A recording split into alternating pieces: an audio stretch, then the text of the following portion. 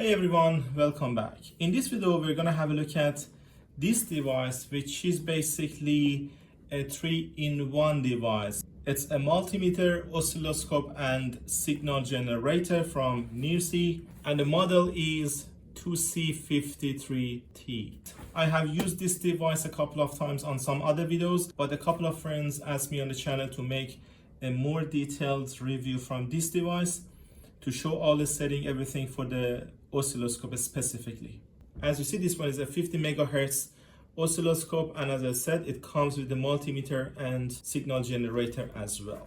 Let's unpack the device. I'm going to unpack the device. I'll show you all the functions, and at the end of the video, I'm going to take the camera on the car to show you how this one works on the car as well. But of course, I'm going to make more videos from this oscilloscope to show you the actual operation on the car, to see how good this one is for automotive diagnostics. So please don't forget to subscribe the channel to get the notification when we upload new videos. And if you're interested to learn more about oscilloscope and how to use it for automotive diagnostic, we have one full online course for using the oscilloscope for diagnosing all different type of components, sensors and actuators, and different type of networks. You can find the link to that online course and other courses that we have in the video description.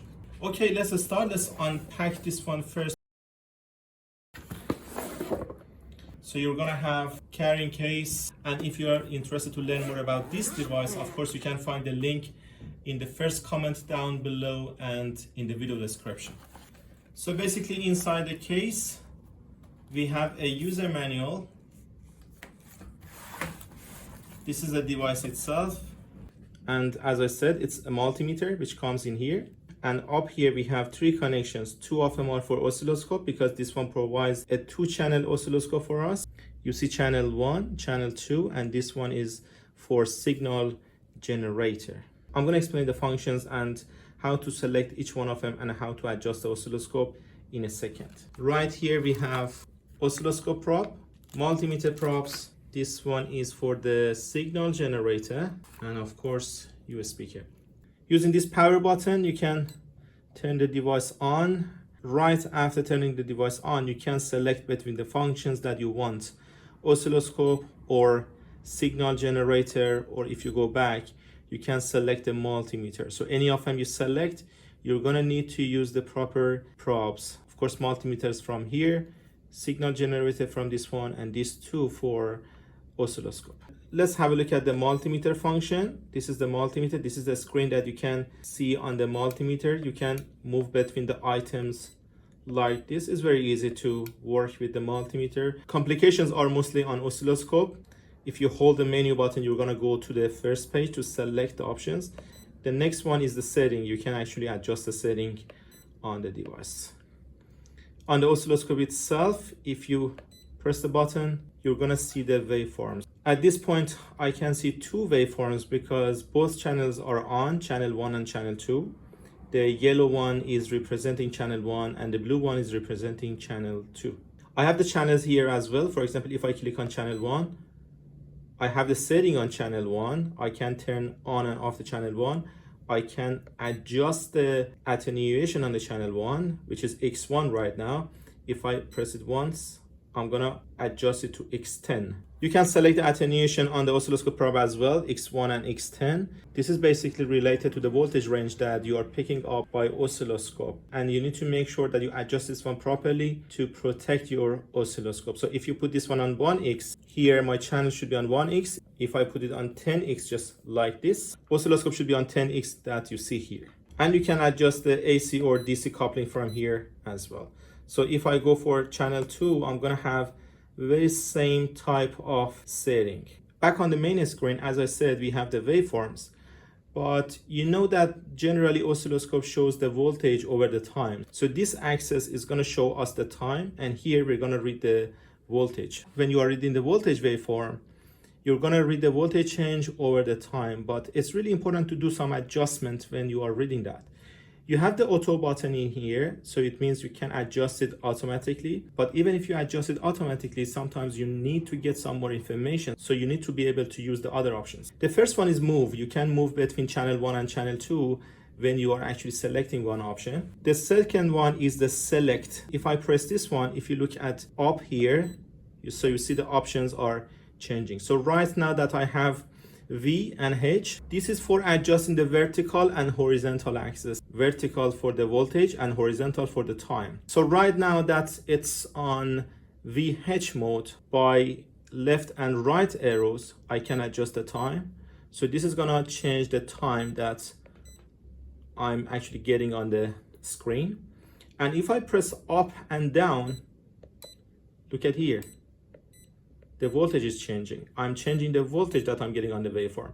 So whatever you are changing in here is gonna affect the voltage on each division on the waveform. If you press select button one more time, you're gonna have this option that you can move the channels up and down. Do you see it? So if you look at the channel 1, the yellow one, by these up and down arrows, I'm gonna move the channel 1 up. If you wanna move the channel 2, you can just press this one to move the channel 1 to channel 2. And now I'm gonna move the channel 2 up. This is for adjusting the waveform better on the best side of the screen to have a good view. And if I press the select button one more time, this one changed. I'm gonna have the cursor. This cursor is gonna read the voltage for me. Sometimes you need to read one specific point on the waveform. This cursor is gonna be very helpful. The next button that we have in here is trigger. Trigger is very important for adjusting the waveform. You can adjust it on auto, single, or normal based on the type of waveform that you are getting. Right now is on rising edge. If I press it, it's gonna go on falling edge. Of course, this is based on the type of waveform that you get, and you can adjust it for whatever channel that you want. And last one is PRM, which is going to be parameter measurement. So you can actually select those information that you need to be shown on the screen for channel 1 and channel 2. For example, Vmax or Vmin for maximum voltage and minimum voltage. You can select whatever you want. You can actually move between the items like this and select whatever you want, and it will be shown on the screen.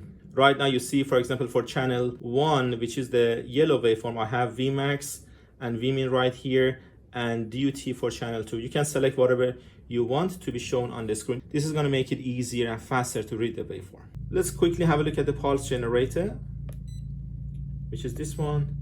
As you see, you can select different type of signals that you want to generate. Based on that, you can make the adjustment in here and use it for the diagnostic. I'm going to use this one on another video to show you how you can use the signal generator of this device. Let's go on the car. We're going to try this one on the car to see how it really works and how it's going to read the waveform for us.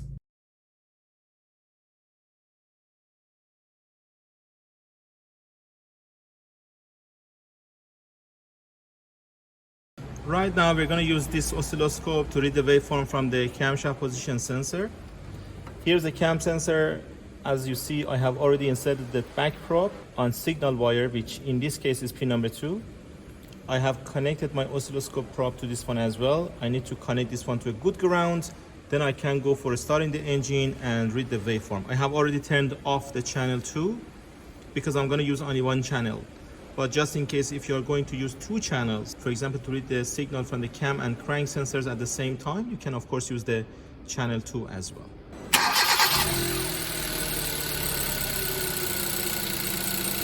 Engine started. This is the waveform that we are getting from the camshaft position sensor.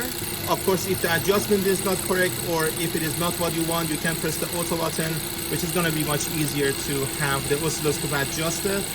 So this is the waveform that we are getting. If you want to pause the waveform, you just need to press this and you have the waveform pause. If you want to adjust the time setting and voltage setting, you're going to need to use these arrows. As you see at the top, we have V and H mode on, which is for adjusting the voltage and time. So using these 2 arrows, I can adjust the voltage. So voltage right now is 2 volts.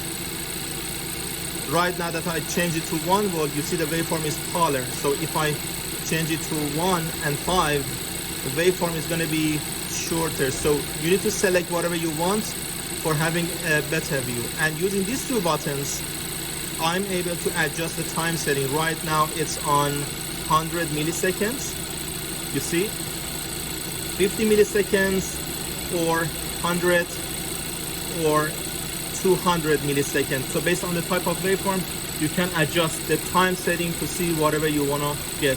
This is right now a good waveform. Right now, if you look at the screen, we have the Vmax and Vmin, which is going to show us the minimum voltage and maximum voltage. In this waveform, this information is quite good. It's going to give us a lot of information, because on camshaft position sensor, we basically want to make sure if waveform exists. We want to make sure if minimum and maximum is within the range. We want to make sure there is no abnormality. As you see, using this oscilloscope to read the waveform is quite easy. Setup is quite easy as well. Even this button for setting up the oscilloscope is quite easy to understand. I'm gonna use this oscilloscope and of course other features, including the signal generator, more and more in upcoming videos. So please make sure to subscribe to the channel to get the notification when we upload new videos. And as I said, if you're interested to learn more about oscilloscopes and how to use them for automotive diagnostic, you can find the link to that online course and other courses that we have in the video description. Thank you very much for watching.